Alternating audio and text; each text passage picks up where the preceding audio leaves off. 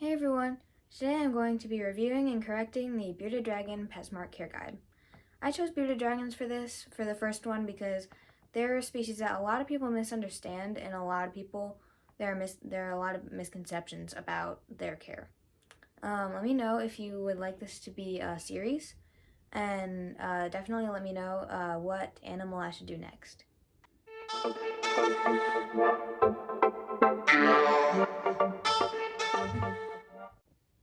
Alright guys, so I'm going to start off the series with the Bearded Dragon Care Guide.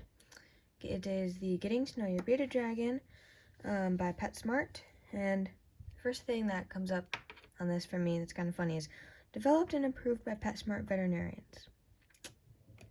I went over this before inside, and it does not make me seem like this would have been done by veterinarians, but who knows. Okay. Inside, we have all this nice information, but there's a lot of stuff that is wrong in here, so I'm going to go over it. So, cold-blooded and so cool bearded dragons. Their beards are actually the spiny skin under the throat that puffs up when they're excited or frightened. This is true. Their beards under their chin are actually just spikes that puff up if they're mad at you. Experience level, beginner. I am going to cross this out and correct it because, in my opinion, these are intermediate animals. They, just because of their feeding and their lighting recommendations, I think that they would be intermediate. Bearded dragons can grow up to 24 inches. That is correct. Lifespan, bearded dragons live approximately 10 years. I think they can live longer than that. I'm going to say 20 years. I don't think they can live longer than that. They can live longer than that. Bearded dragons are friendly and are known to communicate with one another through waves and head bobbing. This is true. They're not always friendly towards each other. They might think that this is telling you that bearded dragons are supposed to be housed together, but they are not. They are very solitary animals.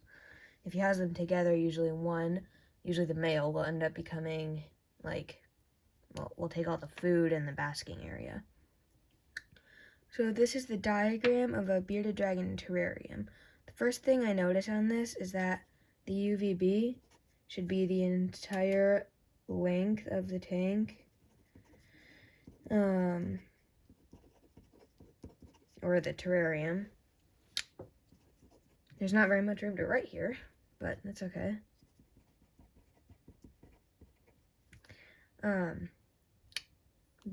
lid, I feel like bearded dragons are much more comfortable if the enclosure is front opening, because they feel like there is a predator coming at them if you go in from above. So that can sometimes make them more aggressive, and people think they're aggressive when they're really just scared because they think there's a predator coming at them. They also have a third eye on their head that can sense shadows and dark and light. It doesn't sense colors, but it can show dark and light. So it's up here, and if there's someone coming at them from above, it's supposed to help them sense predators. And if you're coming at them from above, they think you're a predator. Everything else looks pretty okay. There's no veggies in here, so I'm just gonna cross that out and say veggies, because they should have veggies. The water just looks nice. That looks good. And the reptile carpet, pretty good. Plants, yeah, everything looks pretty much okay. By the way, guys, if I'm making any mistakes in here, please let me know in the comments, because I don't want to do anything wrong. If I mess up, please tell me. Yeah, everything else, food dish, water dish, big enough pet to soak in. I have two food dishes for my bearded dragon. I have one for dubia roaches and stuff, and one for lettuce, but I usually end up feeding the dubias by hand, so you don't necessarily need two food dishes. Alright, let's look at temperature. The day temperature for the cool side, 75 to 85, that's pretty good, around normal. You can go a little lower, I think, but because they have a cool warm side then. Basking Spot 95 to 100. I'm gonna say 95 to 105. Sometimes they can even go up to 110, but 95 to 105 is a good range. Night temperature 65 to 75. I would say more like 67. I'm going to be really critical of this just because, yeah, I don't want anything that is misinformation to be in here. Humidity 20 to 30%. I think that's a little low. When you get to 20%, your bearded dragon could have shedding issues. So I think the target range would be 30 to 50%, but when it gets to 50%, that might be a little high. So try to keep it between 30 and 40, but at 50, you'll be okay. Maybe 50 for shedding, but just increase the humidity when your beauty is about to shed. But other than that, keep it around 20 to 40, 30 to 40. Reptile, carpet, or tile is best for bearded dragons. Tile is not. A lot of people say tile is a good option. I know substrate is really controversial, but I don't think tile is good because it's too hard on their joints, and it can cause a lot of problems with that. So reptile carpet, okay. Sometimes their claws can get stuck in it. I would recommend the Zen mat from Zen Habitats. It is like reptile carpet, except it's not carpet. It's soft and it doesn't have any anything that their claws could get stuck in. So that is a much better option than tile or reptile carpet. Clean every other week, remove droppings as needed. Pretty good. I think you should only deep clean maybe once a month. Or when needed. Sorry, my handwriting's messy. It's kind of hard to write on here. Okay. Bearded dragon terrariums require a temperature gradient, yes, and a thermometer and hygrometer. Mist your bearded dragons daily with warm water to spritz to humidity.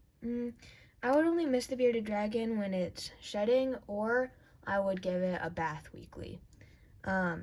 If you mist it daily, the humidity could get too high.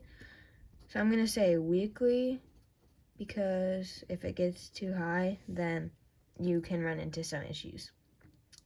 Reptiles require a 12-hour day-night cycle. Yes, but in the summer, I would adjust the light cycle to the time of day and the seasons. A UVA and UVB bulb will help your bearded dragon absorb calcium. Yes, I would do a UVB tube because you want one that spans the whole length of the tank, and if you can have one that's like half or 3/4, but it's your beardy will survive, but it's not really going to thrive. It really needs one that's the full length of the tank to prevent metabolic bone disease and other issues like that. UVA bulb, I would recommend, where I live, it gets pretty cold in the winter, so I have to use a 150 watt. Some people only need a 100 watt bulb though. Add driftwood or rocks to climb a little closer to the heat source. Add a few branches for climbing and hiding and climbing. Yep, that's pretty good. For more information, I'm just crossing this whole thing out. You do not want to consult PetSmart's Reptile and Amphibian Heating and Lighting. Setting up no. Just don't consult those. Go to other reputable sources, like other YouTube channels or reputable internet sources. Just, yeah, do not go to these. What should I feed my bearded dragon? Young bearded dragons are omnivorous, yes, but I think they feed more on 20% plant matter and 80% insects. When my beardy was like really young, he would only eat insects. Most beardies will not eat any plants when they're young. As they mature, they'll eat more vegetables and transition mostly to herbivorous. I'm going to say approximately 80%. They still do eat insects quite often. And it's, 70 to 80%. It's not like an exact science. Insects, feed gut-loaded insects, cricket or dubia roaches 1 time daily. Yes. Mealworms, superworms, and waxworms should only be offered in small amounts. That's good, but mealworms are better than waxworms and superworms. So if you're gonna feed those, I would feed mealworms. You don't want to feed those to babies though, because their outer shell is too hard for them to chew. You should dust your food with a calcium vitamin D3 powder 4 to 5 times a week, juveniles, and 2 to 3 times a week, adults. I'd say that's pretty good. That's about the amount you want. Dust food with multivitamin once a week, juveniles. I'm gonna say twice a week because they really need more than that when they're babies. And then twice a month is not enough for adults. They still need vitamins, so I'm gonna say once a week.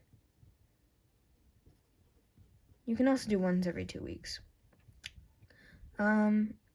You also want to make sure you're getting a multivitamin with beta carotene and no vitamin A, because vitamin A can cause vitamin A toxicity, and it is not good for them if they have too much. So make sure you opt out for one that has beta carotene in it instead. For vegetables, fresh dark leafy greens, just make sure no lettuce. Carrots, squash, and peas can be offered daily. Yeah, squash and peas, squash is a good one to offer daily. Peas and carrots, maybe like once every other day or something. Fruits like melons and berries and citrus may be offered once a week. Okay, this part is one that really shocked me, actually, because citrus fruits should never be fed to reptiles. They are very dangerous for them. Please do not feed your reptiles citrus fruits. They are not good for them. Melons and berries are good for them, though, but you only want to offer fruits maybe like once every week or once every 2 weeks, because they're very sugary.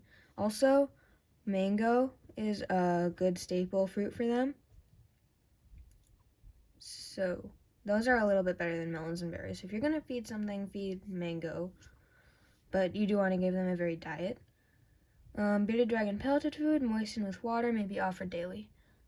This is optional. You should offer it every once in a while, but you don't need daily. Maybe like once a week. Water cleaned and provided daily at all times. That's, pretty good. Okay, when should I contact a veterinarian? In addition to regular scheduled appointments, yes, you should have those. Contact your reptile vet if you notice the following signs. Runny droppings for more than 2 days. So most of all these, you can kind of adjust some things before you call the vet. For runny droppings for more than 2 days, ask yourself if there's anything in the environment that you've changed recently. Have you gotten a new light bulb? Has their temperature dropped? Have you switched them to a new diet? Anything like that. Anything that could be a stressor in their environment. Definitely look into that, because they can get stressed out by anything, and they could have runny droppings because of that. So fix those things before you go to calling the vet. A decreased frequency in droppings. I would call the vet if if he or she is eating a lot still. But if he or she's not eating a lot, then you have your answer. Eating or drinking less, which kind of applies to the last one, or weight loss. So, like I said for this one, any stressors in the environment could cause them to stop eating or drinking. Like the humidity or temperature, if temperature is off, or really anything could cause that. So you really want to be careful of that. Swollen joints or reluctance to move, you should contact the vet. I mean, that's not a behavioral issue, and there really isn't any stressors that could cause that, so you would want to contact your vet in that case. discharge from the eyes, nose, or mouth, I would contact the vet. Most likely, it is some kind of respiratory issue. If it is the nose or the mouth, usually there's excess saliva, and the saliva is just building up because it's a respiratory infection. So yeah, most likely your animal will just have to get antibiotics and it'll be good to go. Shedding problems, discolored skin. Shedding problems can be as easy as just fixing the humidity. A lot of bearded dragon owners think their bearded dragons need like 10% humidity because they're desert animals, but really they still need humidity. They do need to shed. So if your humidity is too low, that could be causing shedding problems, and that really is something to fix before you contact the vet. Discolored skin, it depends. I mean, discolored skin for shedding, yes, that's normal. Some people think it's not, and they have discolored skin, but it's really just normal shedding. Avoidance of the basking area, more time spent hiding. Maybe check if your basking spot is too cold or too hot. Temperatures can really throw them off. But if your bearded dragon is hiding 24/7, then yes, I would contact the vet. Increased basking time. It depends. I think this is probably not that huge of a deal unless they're not like eating or drinking or showing other signs of being ill. Then increased basking time is probably not that big of a deal. All right. Let's go to the back. Okay, shopping checklist. What do we need? 10 to 20 gallon aquarium and larger. Adults require at least a 40 gallon. Okay, this is something that is very not true. You should not put a baby beardy in a 10 gallon. Even a 10 gallon is too small for a baby. I would put them in at least a 20. And adults require at least a 120 or a 4x2x2. Because they really do need more space than that. I was debating getting a 75 for mine, but I have a 75 for my snake, and I realized that there really isn't that much height to it, and bearded dragons do like to climb and have given hammocks and stuff. So please get a 4x2x2 if you are getting an adult beardy. Screened lid, yeah, it depends on the type of terrarium you have. Obviously, most custom built will not have a screen lid. They will have like a PVC top or something where you can screw in light bulbs. But the Zen habitats that I have, they do have a screen lid. Yeah, I like them.